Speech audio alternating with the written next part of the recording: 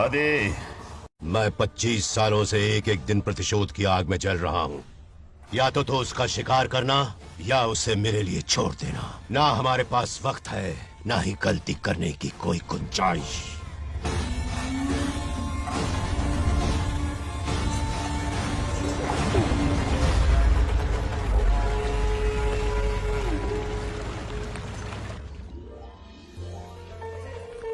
अरे समझे जी, आई आई ना दिल पे नहीं लेते। नमस्कार अंकल। नमस्कार। कैसे हैं आप? अच्छा हूँ। रास्ते में कोई तकलीफ तो नहीं? कोई खास नहीं। ये नए कैरेक्टर कौन है? ये हमारे ब्रह्मों के समधी हैं। ओ, कितने वक्त के लता, बाद मिले हैं। आओ ना, बाहर अच्छा से फुर्सत है ना? अब टाइम मिला? हम जरा बिजी थे। जाइए अंदर बैठिए।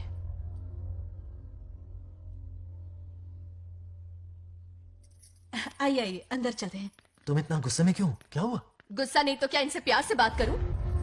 ये क्या कह रही है? कोई ऐसे बात करता है क्या? बार बार इनकी शक्ल ना देखनी पड़े इसलिए से बहुत पहले इस घर में आ गई मैं। आप अंदर कोई बात चलिए नहीं। अब इस लड़की को क्या हो गया? ना। मुझे भी समझ में नहीं आ रहा। बेटा आखिर बात क्या है? आपने मेरी शादी ही क्यों करवाई? मेरी खुशी के लिए या फिर इनके घर में नौकरानी का काम करने के लिए?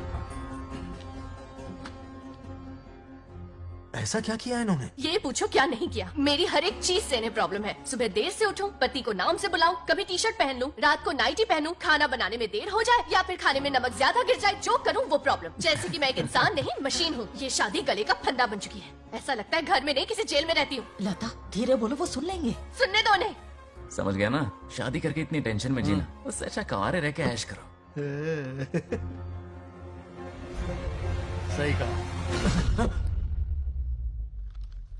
क्या जब देखो दांत दिखाता रहता है? कुछ काम धंधा नहीं है क्या तेरे पास? क्या? हाँ। बड़ों से ऐसे बात करते हैं? यही सिखाया हमने तुम्हें? एक बात बताओ लता, सुबह जल्दी उठने के लिए, पढ़ाई लिखाई के लिए, साफ सफाई रखने के लिए बड़ों से कैसे बात करते हैं इसलिए, या खाना बनाने के लिए? बचपन से लेकर आज तक तुम्हारे मम्मी पापा ने तुम्हें कितनी बार टोका होगा? कभी तुमने उनकी बात का बुरा माना? ये तुम पर होता है कि तुम उसे किस तरह से लेती हो। तुम्हारे सास ससुर ने भी तुम्हारी हरकतों पर तुम्हें बेटी समझकर टोका होगा। ये सोचकर भी टोका होगा कि इस बात को लेकर तुम्हारे पति से कोई अनबन ना हो जाए। इन बातों के पीछे सिर्फ इनके प्रेम को देखो। इस तरह गुस्से में रिश्ते नहीं तोड़े जाते। अंकल आंटी यहां आइए ना प्लीज। देखिए ये नया जनरेशन है, तो आप भी वक्त के साथ बदलिए। एक लड़की अपना घर छोड़कर बड़ी उम्मीद के साथ एक घर में जाती है और वहां आपको अपने माँ बाप समान समझती है। जिस तरह से वो आपके संसार में बस गई है, आप भी अपने मन से उसे बेटी का दर्जा दें। कोई भी इंसान अपनी आदतें इतनी जल्दी नहीं बदल सकता। ये जैसी है वैसी इसे अपनाने की कोशिश कीजिए। आप भी खुश रहेंगे और ये भी सुखी रहेगी। देखिए एक बात समझना बहुत जरूरी है अंकल, एक उम्र के पड़ाव के बाद जब हाथ पैर चलना बंद हो जाएंगे ना, तो आपकी मदद करने के लिए आपके पड़ोसी या आपके रिश्तेदार नहीं आने वाले, बल्कि उस वक्त कौन साथ होगा? उस वक्त आपकी बहू साथ होगी और इसके माँ बाप साथ होंगे। और यही सच्चाई है। अलग रहने से हल नहीं निकलता, सबके साथ रहने में ही सुख है। वादा करो, खुद से वादा करो, बिगड़े हुए रिश्तों में फिर से मिठास घोलोगी।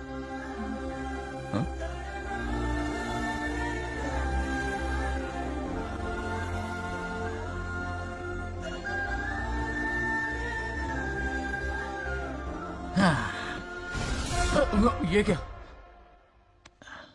बेटा? सॉरी पापा। क्या रे, इनका मेलोड्रामा अब तक चल रहा है? अरे इसीलिए बोला अगर शांति से जीना है ना तो शादी के झंझट से दूर रहे। इतनी जल्दी तो क्रिकेट भी अपना रंग नहीं बदलता।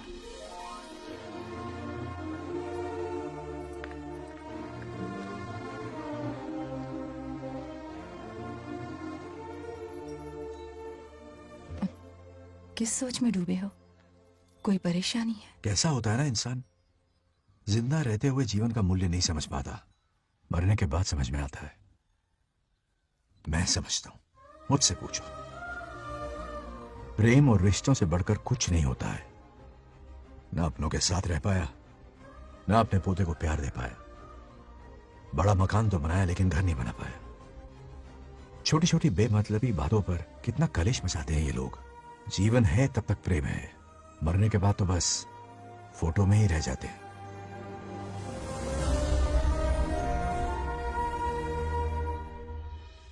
बंगार राजे को झगड़ालू समझती थी, लेकिन वो रिश्तों को इतना समझता है ये देखकर मन में उसके लिए रिस्पेक्ट बढ़ गई। सच कहूँ तो मैं भी यही समझती थी। अपने बर्ताव पर मैं आज शर्मिंदा हूँ।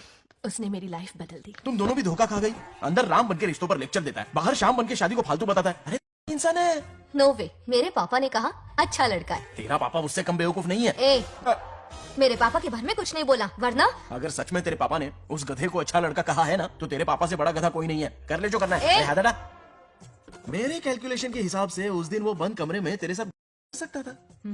तो फिर ऐसे ठरकी लड़के ने इतने बड़े गोल्डन चांस को छोड़ा कैसे? मारने से पहले सोचूंगी नहीं। तो क्या उसके लिए तू मेरा राम नाम सत्य करेगी? Sorry, I am sorry. ठीक है, कल उससे मिलो और मिलके उसे ये कहो कि मुझसे मिलने के लिए तुम मेरे आम के बगीचे में आ जाओ चुपके से, और ये भी कहना कि वहां तुम दोनों बिल्कुल अकेले होंगे। भौरे की तरह उड़ता हुआ आएगा।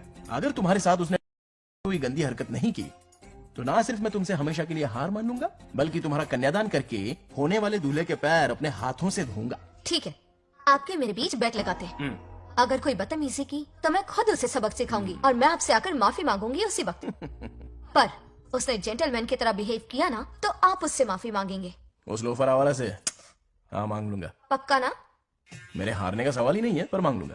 लेकिन सुनो, ज्यादा ओवर एक्टिंग मत करना, वरना उसे शक हो जाएगा।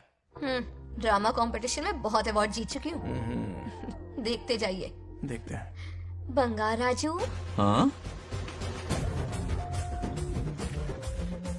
ये रोज रोज क्यों करंट मारे जा रही? अब कौन सा कांड किया? थोड़ा पेट्रोल छिड़का है, प्यार की चिंगारी नफरत में बदलेगी। बस अब बारिश ना आ जाए। मनोज, अगर ऐतराज ना हो तो कल हम आम के बगीचे में मिल सकते हैं। आम के बगीचे में? हाँ ओके। कौन कौन जा रहा है? कोई भी नहीं, तुम, मैं और बस तन्हाई। मतलब तुम, मैं और कोई नहीं? आओगे ना? हाँ हाँ। कल सुबह 9:30 बजे शार्प। आम के बगीचे में। फिक्स। Okay okay. प्लान कामयाब हो रहा है। अरे बाप रे, हाँ, बावली हो गई ये तो। आम के बगीचे में मिल रही है। वो भी अकेले में, कुछ कुछ रकम। पापा, हाँ बेटा, मैं आपकी प्रॉब्लम समझ गया, टेंशन मत लीजिए, मैं हूँ ना। मेरा राजा बेटा, सुपर डुपर।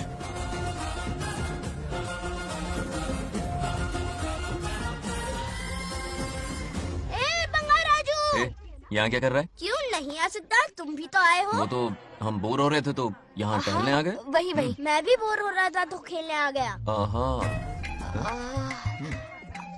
इधर आओ, एक गेम खेलते हैं। कौन सा गेम? Running race. वो कटा पेड़ दिख रहा है? जो भी उसे पहले हाथ लगाएगा वो विनर होगा। हाँ। ओके? दौड़ोगे ना? ओके, शुरू ओके। करें? तो फिर 3 के काउंट पर 1 हाँ। 2 3। गो।